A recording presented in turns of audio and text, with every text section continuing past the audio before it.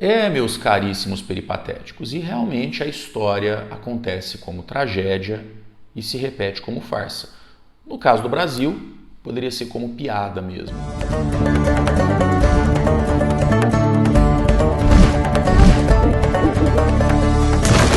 Caríssimos peripatéticos, sejam mais uma vez muito bem-vindos ao canal Missionário, o canal mais catilogente aqui do YouTube. Eu, professor Renan, hoje vou falar um pouco sobre política econômica no Brasil contemporâneo. Será que é político ou seria piada? Bom, enfim. Mas antes eu quero convidar você que ainda não se inscreveu no canal a se inscrever agora e aproveitar e clicar no sininho da notificação para ficar sabendo dos próximos vídeos que eu vou publicar por aqui. E o nosso ministro da Economia, Paulo Guedes, o mascote dos Chicago Boys, aquele que foi eleito com a esperança de trazer para a nossa economia os ventos do liberalismo econômico, ataca novamente. Dessa vez, ele se dirigiu aos representantes do setor varejista, mais especificamente dos supermercados, e pediu que eles, espontaneamente, de boa fé, congelassem os preços dos seus produtos e reduzissem a margem de lucro ao mínimo possível. Disse o nosso ministro: reforço o pedido do presidente, é hora de dar freio nos preços. O empresariado precisa entender que temos que quebrar a cadeia inflacionária. Para quem conhece um pouquinho da história do Brasil, especialmente após a redemocratização nos anos 80, sabe que essa fórmula não é nova. Quando José Sarney era presidente, Sarney foi o primeiro presidente após o fim da ditadura militar, foi o responsável, inclusive, por conduzir o processo de redemocratização que levou à atual Constituição ainda em vigor no nosso país.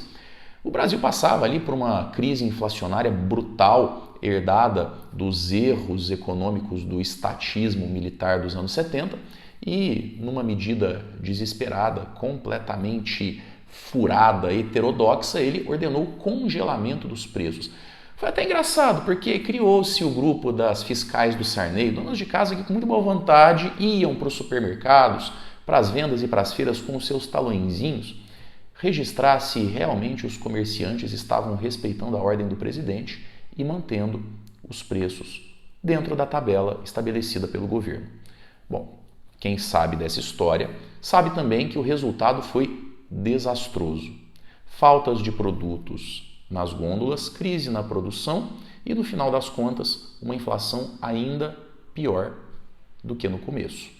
Agora volta o nosso atual governo, claro, sem o peso e a dramaticidade de um decreto de congelamento e tabelamento dos preços dos produtos, mas pede encarecidamente que o comércio brasileiro tenha a boa vontade de ter pena, piedade daqueles que, diante de uma das piores inflações da história do nosso país, não conseguem mais pagar o preço da cesta básica, como se a culpa fosse do comércio. É evidente que todos os agentes do mercado têm a sua participação no funcionamento da economia. Os produtores, os atravessadores, os comerciantes varejistas e o próprio mercado consumidor.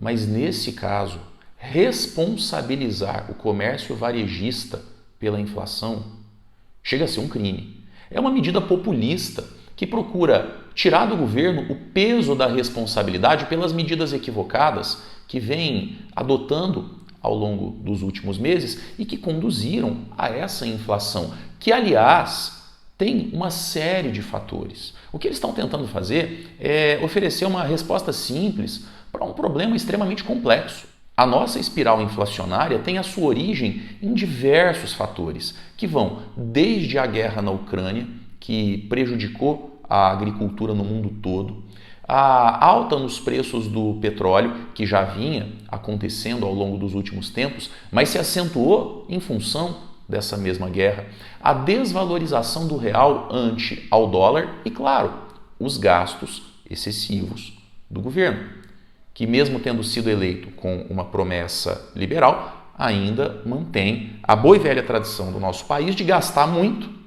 e entregar pouco. A verdade é que a nossa economia ainda sofre os efeitos nocivos da nossa tradição populista. Um exemplo bem recente disso que eu estou afirmando é o caso da Eletrobras.